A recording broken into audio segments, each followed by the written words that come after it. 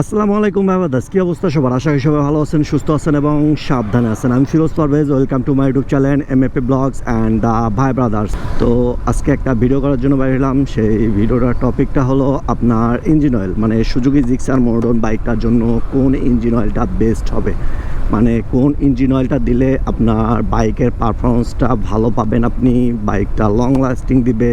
তো আমি বেশ কিছু মানে শেল অ্যাডভান্স ইউজ করছি, মোটুল ইউজ করছি, লিকুমলি ইউজ করছি। তো আমি এই তিনটা ইঞ্জিন অয়েল বিষয়ে কথা বলতে পারবো আপনার সাথে, যেহেতু আমি এই তিনটা ইঞ্জিন অয়েল নিয়ে ইউজ করছি আর কি। এই তিনটা ইঞ্জিন অয়েলই ইউজ করছি আমার বাইকে।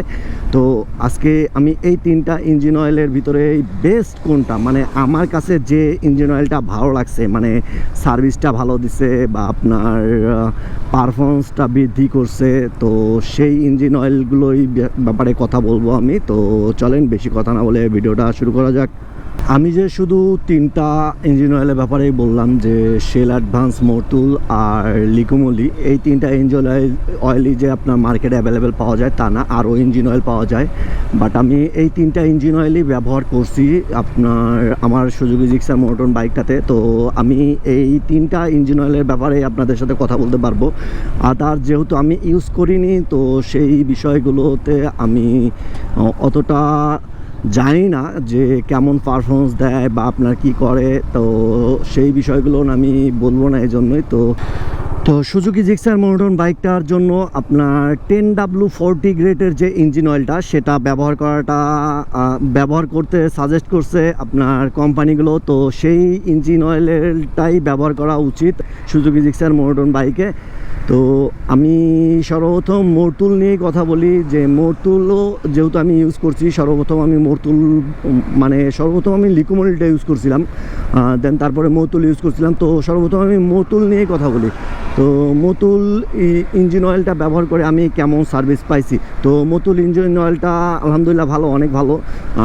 শুধু একটু আপনার ইঞ্জিনের হিটিং ইস্যুটা বাড়ে আপনার তাছাড়া এর খারাপ দিক আমি অতটা পাইনি, যেহেতু আমি ফুল সিনথেটিকটাও ইউজ করছি, মিনারেলটাও ইউজ করছি। তো দুইটাতেই আমি ভালো পারফরমেন্স পাইছি।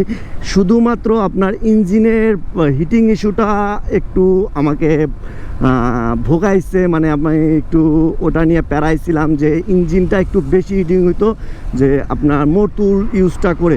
তো মোটুল ইউজ করে আপনার পারফরমেন্সটা ভালো পাইছি, মানে বাইকের একটু স্পিডিংটা ভালো পাইছি শেল অ্যাডভান্সের তুলনায়।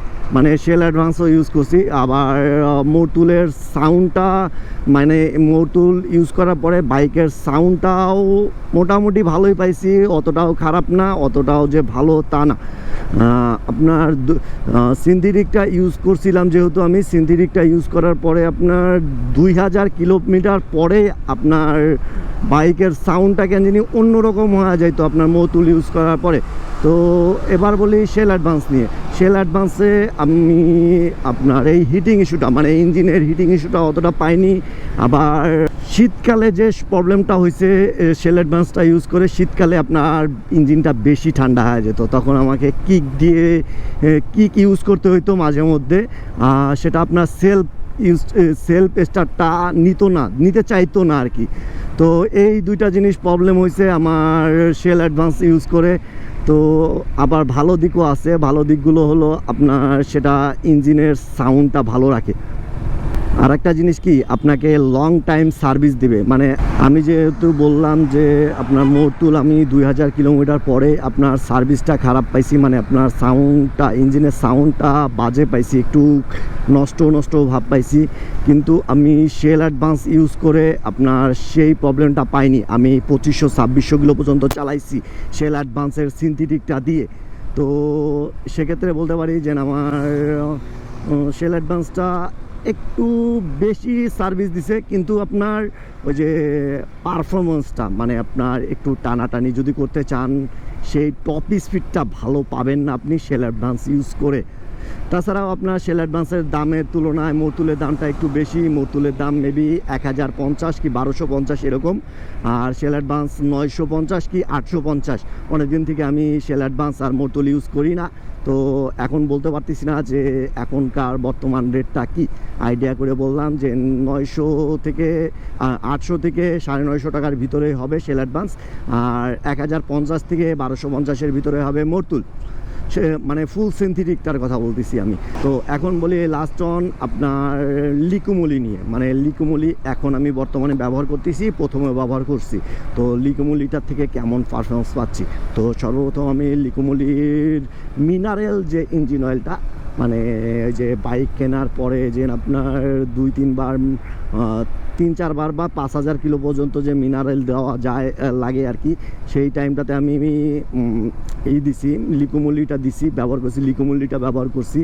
তো লিকুমুলিটার পারফরমেন্স তখন আলহামদুলিল্লাহ ভালোই পাইছি। তারপরে অনেকের কাছে সাজেশন নিলাম আপগ্রেড করা যায় কিনা, তখন আমি মতুল আর শেল অ্যাডভান্সে গেছিলাম, কিন্তু আহামরি যে পারফরমেন্স বৃদ্ধি তা না, বাট আপনার লিকুমুলি অনেক ভালো, এই দুটার তুলনায় আমার কাছে অনেক ভালো লাগছে।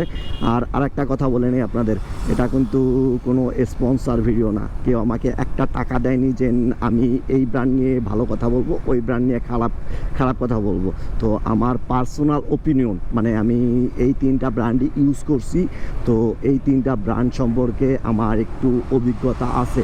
আমি যেহেতু বাইক রাইড করতেছি এই 3টা ইঞ্জিন অয়েল ব্যবহার করে, তো বলতেই পারবো আমি যে কেমন পারফরমেন্স পাইছি।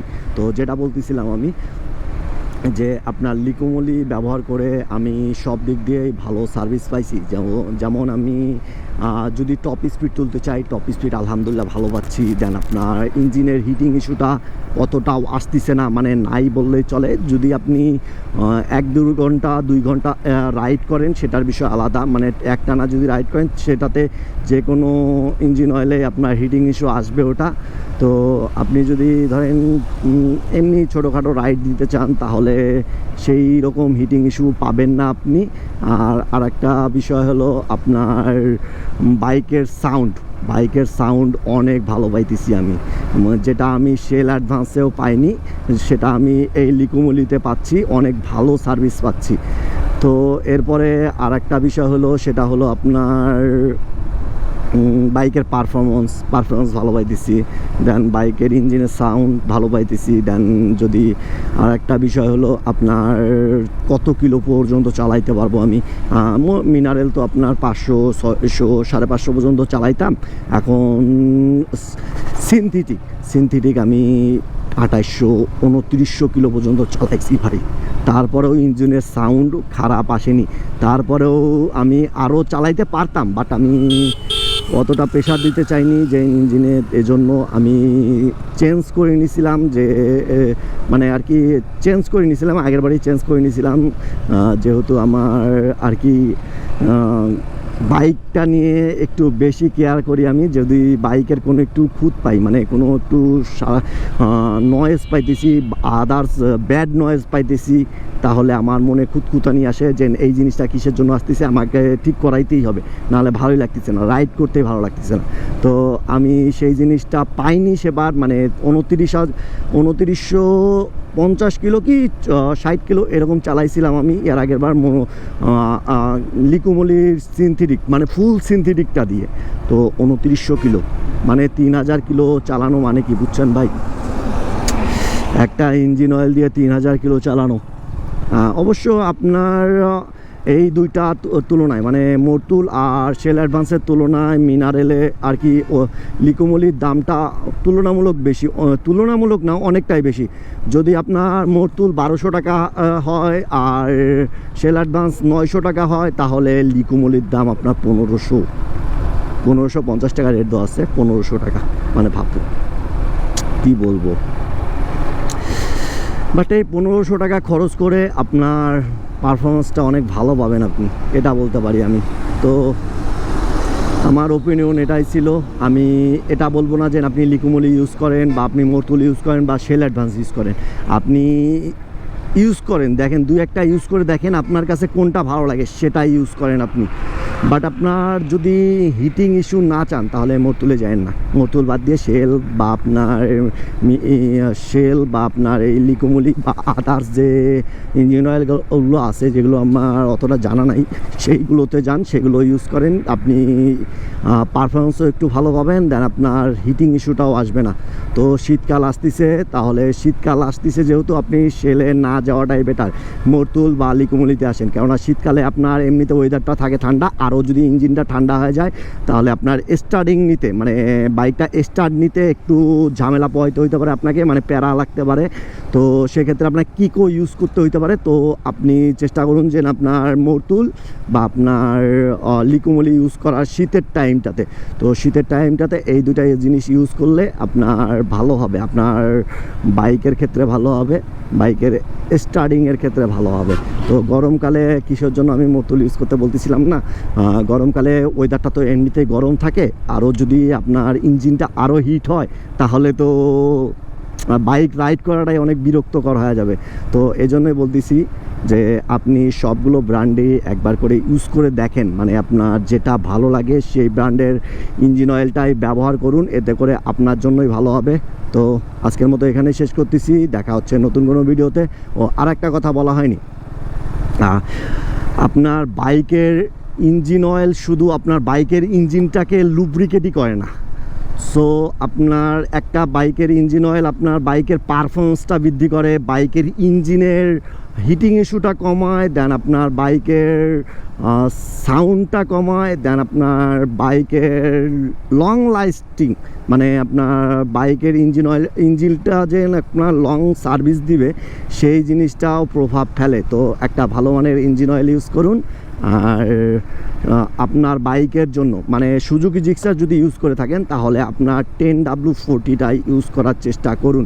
আদার্স ওই 20W40 বা আপনার 2050 এগুলো ইউজ করা থেকে বিরত থাকুন, এতে করে আপনার ইঞ্জিনের ক্ষতি হবে বরং।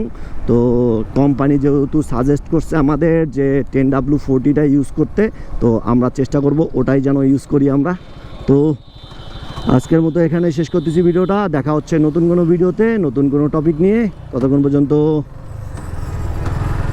ভালো থাকুন, সুস্থ থাকুন এবং সাবধানে থাকুন। আমার জন্য দোয়া করুন। টাটা, আল্লাহ হাফেজ।